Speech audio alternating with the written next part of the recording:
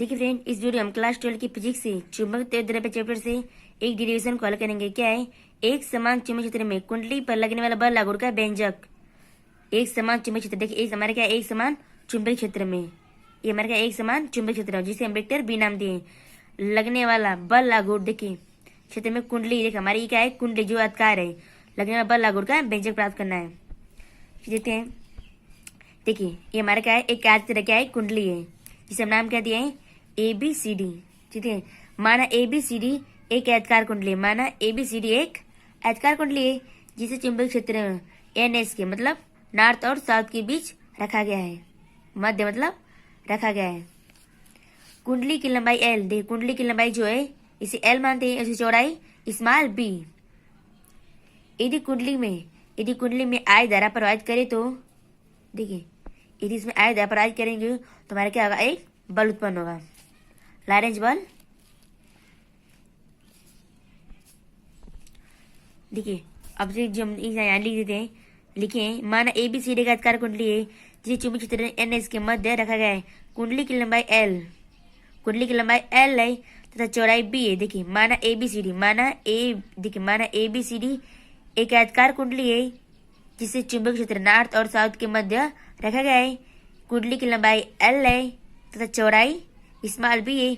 यदि कुंडली में आई धारा प्रवाहित करे तो फ्लेमिंग के बाएं हाथ के नियम से हमें ज्ञात करना है। देखिए भुजा ए बी पर, देखिए क्या है, भुजा ए बी मतलब भुजा यहाँ पर लेंगे, भुजा ए बी पर आई एल बी बल कागज के तल के लंबवत की ओर तथा सी डी भुजा पर आई एल बी बल कागज के तल के लंबवत नीचे की ओर कार्य करता है। देखिए यहाँ करते हैं, क्या है, भुजा ए बी पर आई एल बी बल कागज की तल ऊपर की ओर रहेगा, तो यहाँ कर दे रहे हैं ऊपर की ओर।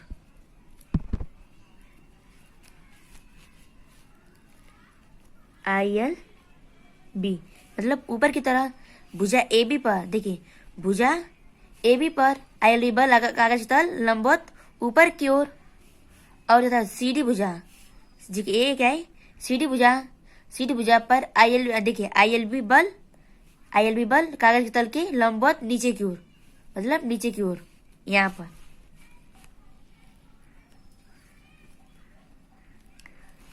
ये लंबवत ऊपर की ओर, ये लंबवत नीचे की ओर।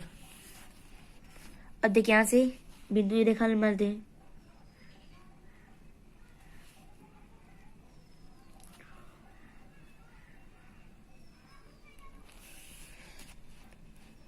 देखिए जब दोनों बल, देखिए जब दोनों बल बराबर हो, देखिए जब दोनों बल बराबर किंतु विपरीत होने के कारण एक बल युग्म का निर्माण करते हैं।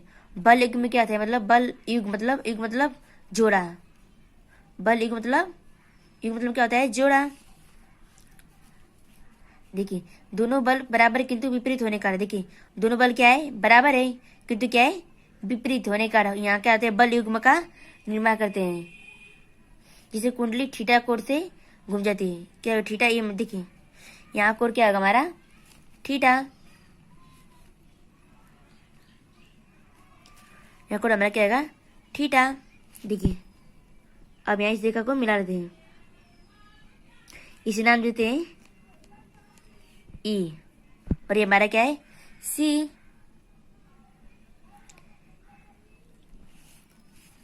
देखिए थीटा है, यहाँ क्या आएगा, इसी के मतलब ये लंब, यहाँ का समकोण त्रिभुज बना, समकोण त्रिभुज का क्या होता है, आमने सामने कोण होता है, ये लंब कोण, ये क्या है, आधार। अब देखिए हम एक त्रिभुज लेंगे, ये हमारा क्या है, एक त्रिभुज हुआ। चलिए सवाल करते हैं, पहले बल एक मागू निकालते हैं।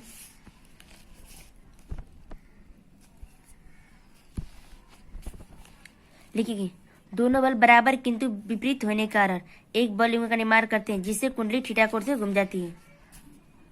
तो निकालेंगे बल युग्म आघूर्ण,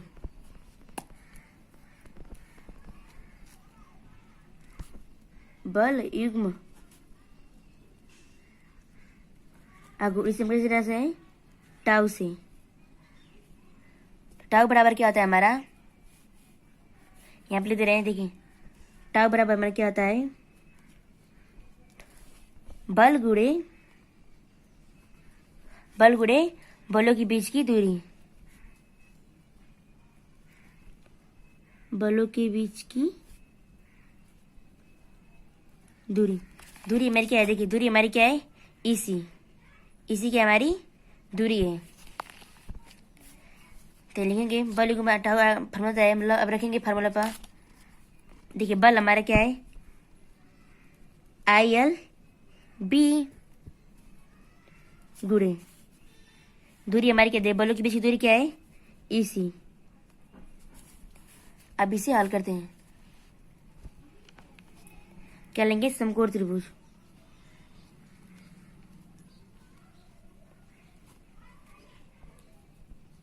समकोण त्रिभुज BEC में देखिए क्या करेंगे, समकोण त्रिभुज लेंगे। देखिए समकोण त्रिभुज में लेंगे BEC, देखिए BEC ये में क्या है, एक समकोण त्रिभुज।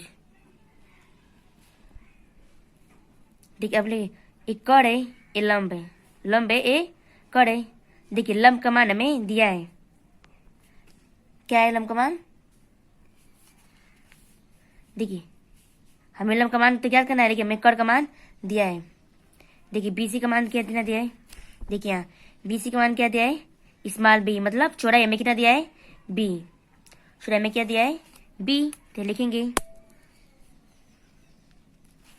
देखिए चौड़ाई में क्या दिया है, B, मतलब कड़ का मान हमें BC का मान कितना दिया है, B, स्मॉल b। तब निकालेंगे समकोण त्रिभुज BEC में क्या लेंगे, देखिए लंब बटे कड़ किसके लिए होता है, साइन थीटा के लिए। तो लिखेंगे साइन थीटा बराबर क्या होता है हमारा, लंब बटे कड़। लंब हमें दिया है, कड़ हमें निकालना है। तो लंब हमारा क्या है, देखिए लंब हमारा क्या है, EC। तो लिखेंगे EC। और देखिए कड़ हमारा क्या है, कड़ हमारा है BC। अब हल करेंगे तो साइन थीटा बराबर इसी तो हमें ज्ञात करना है कड़, ये इसी का हमारा लंब, इसे हमें ज्ञात करना है। BC हमारा क्या है, कड़ का मान कितना दिया है, स्मॉल b। अब इसे 75 करेंगे तो EC बराबर B साइन थीटा।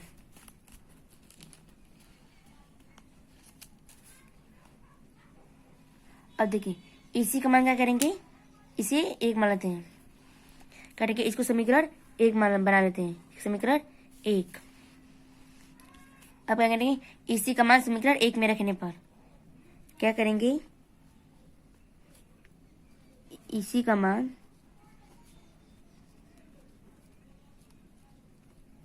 समीकरण एक में रखने पर देखिए EC जो हमारा है, EC की जगह हम क्या रखेंगे, B साइन थीटा। इसे हम करेंगे B साइन थीटा। देखिए IL भी तो हमारा इसे रहेगा क्योंकि तो बल है, और देखिए बीच की दूरी है मतलब EC, तो हम इसी क्या रखेंगे, B साइन थीटा। तो चलिए रखते हैं, टाउ बराबर ILB तो हमारा इसी तरह रहेगा, ILB into B sine theta, क्योंकि हम देखिए इसी हम क्या रखें, B साइन थीटा। सॉल्व करते हैं, टाउ बराबर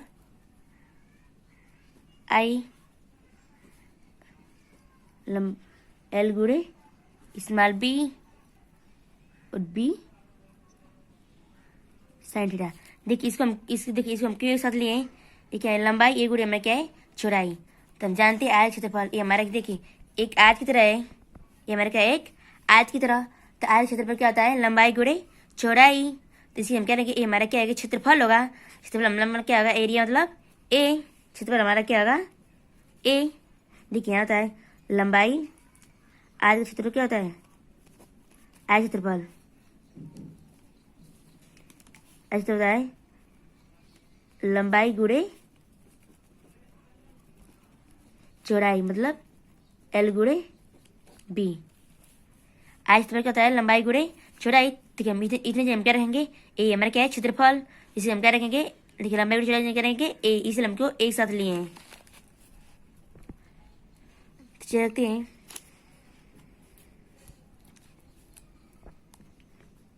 टाउ बराबर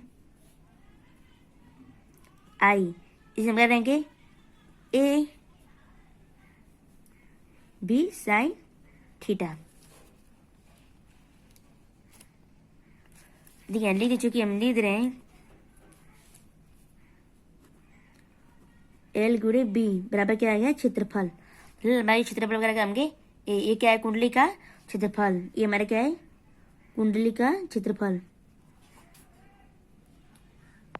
जो आयत है वो हमारी क्या है कुंडली है ना, तो इसमें क्षेत्रफल क्या होता है लंबाई गुणा चौड़ाई मतलब क्षेत्रफल, तो हम क्या है कुंडली का नाम देंगे मतलब कुंडली का क्षेत्रफल। देखिए अब यदि पूछ दे मतलब यदि फेरू संख्या निकालने लगा मतलब यदि फेरू संख्या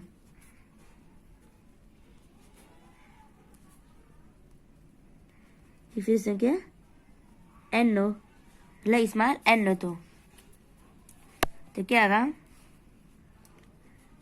टाउ बराबर N I A B sine theta, B sine theta. अब निकालने की देखिए अब इसकी स्थिति निकालेंगे मतलब पहली स्थिति में और फिर दूसरी स्थिति में ये थीटा बराबर क्या रहेंगे। देखिए थीटा बराबर क्या रहेंगे पहले 0 अंश और फिर 90 अंश मतलब अधिकतम मान और न्यूनतम मान। ठीक है पहली स्थिति में स्थिति पहली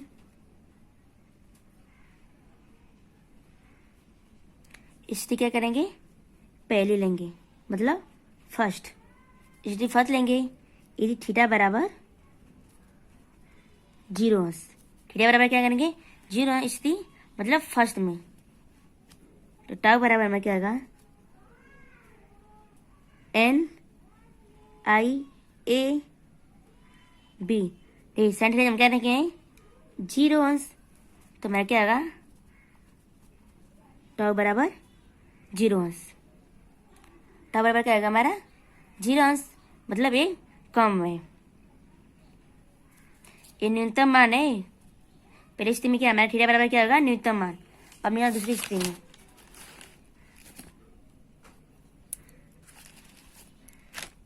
चलिए स्थिति दूसरी निकालते हैं। स्थिति दूसरी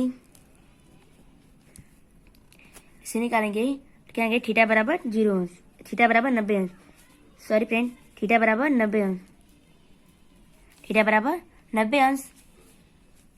देखिए क्या होगा टाउ बराबर N I A B sine 90 अंश साइन 90 अंश, तो टाउ बराबर देखिए क्या होगा N I A B sine 90 अंश का मान कितना होता है 1 साइन 90 अंश बराबर 1, तो हमारा क्या आएगा गुणे 1, तो टाउ बराबर एन आई ए बी ये हमारा एक मान है। ये अधिकतम मान होगा क्योंकि वो तो शून्य आया था। देखिए यहाँ पर नोट्स में लिख लेगा यदि कुंडली का तल देखिए यदि कुंडली का तल चुंबकीय क्षेत्र समांतर है तो लगने वाला बल लागू अधिकतम होगा। यदि कुंडली का तल चुंबकीय क्षेत्र के लंबवत होता है तो बल लागू का मान 0 हो जाता है। इतना आप लोग लिख लीजिएगा। यदि कुंडली का मान यदि कुंडली का तल चुंबकीय क्षेत्र के समांतर है तो लगने वाला बल लागू अधिकतम होगा। यदि कुंडली का तल चुंबकीय क्षेत्र के लंबवत होता है तो बल लागू का मान 0 हो जाता है। देखिए ये अधिकतम है ये अधिकतम मान निकला है और ये हमारा क्या है न्यूनतम।